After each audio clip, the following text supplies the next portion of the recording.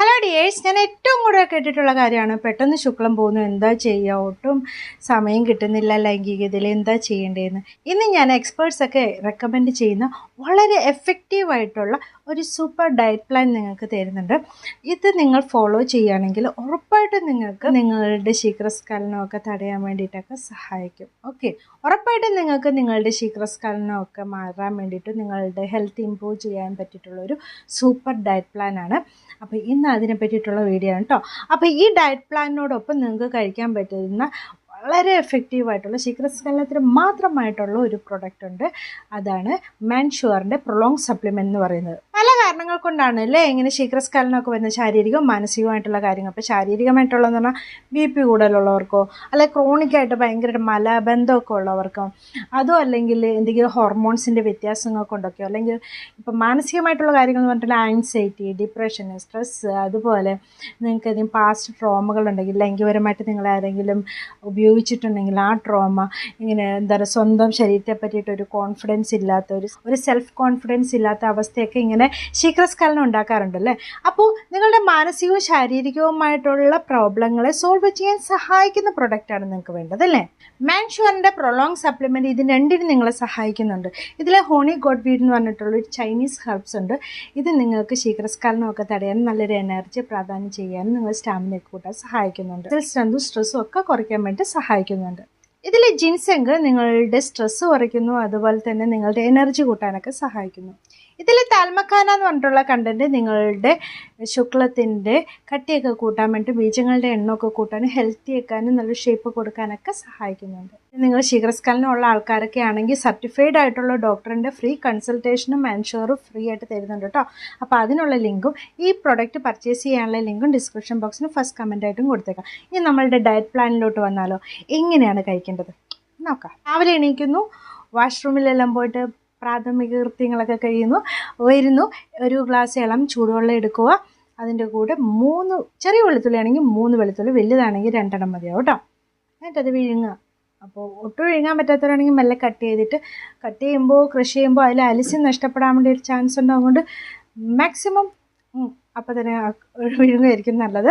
അതുപോലെ തന്നെ എന്താണ്, നിങ്ങൾക്ക് അങ്ങനെയൊക്കെ വിഴുങ്ങാൻ ബുദ്ധിമുട്ടുള്ള ആൾക്കാരാണെങ്കിൽ ഹണിയിലൊക്കെ ഇട്ട് വെച്ചിട്ടുള്ള ഗാർലിക്കില്ലേ, അത് യൂസ് ചെയ്താൽ മതി. അപ്പോൾ ഹണിയിലിട്ട ആ വെളുത്തുള്ളി യൂസ് ചെയ്താലും മതി. അതാണ് നിങ്ങൾ രാവിലെ ചെയ്യേണ്ടത്. ഓക്കെ, പിന്നെ രാവിലെ നിങ്ങളുടെ ബ്രേക്ക്ഫാസ്റ്റ് ഹെൽത്തി ആയിട്ടുള്ള ഏതെങ്കിലും വളരെ കുറച്ച് മതി, ഓവറായിട്ടൊന്നും കഴിക്കരുത്, മിതമായിട്ടുള്ള നിങ്ങളുടെ അത് കഴിക്കുക. അതിൻ്റെ കൂടെ ഇപ്പോൾ മുട്ടയൊക്കെ ആഡ് ചെയ്യുന്നവരാണെങ്കിൽ മുട്ടയൊക്കെ ആഡ് ചെയ്യുക. കൂടെ മസ്റ്റായിട്ടും നിങ്ങൾക്ക് എന്താണ്, വാട്ടർ മെലോണിൻ്റെ ജ്യൂസ് ഉണ്ടായിരിക്കണം. ബത്തക്കേൻ്റെ വേറെ പേരുണ്ടല്ലോ, തണ്ണിമത്തങ്ങ, ഇതിൻ്റെ ജ്യൂസ് ഉണ്ടായിരിക്കണം ഉറപ്പായിട്ടും. 8 മണിക്ക് അത് കഴിഞ്ഞു.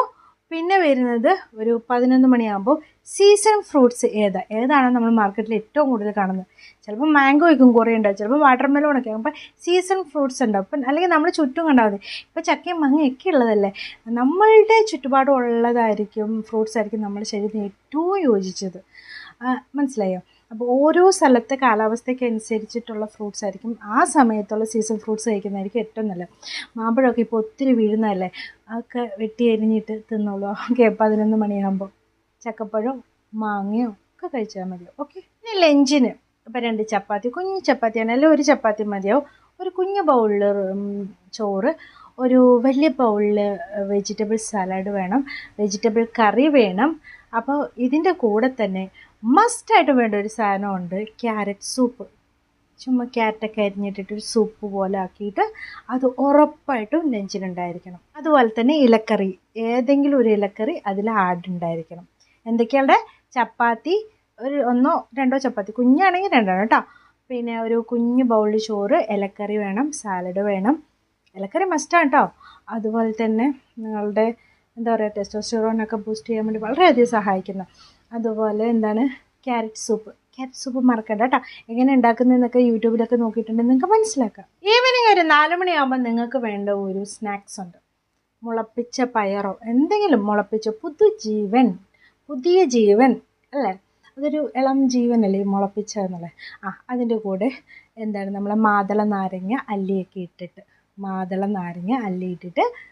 ഒരു ഈവനിങ് സ്നാക്സ് മസ്റ്റാണ്.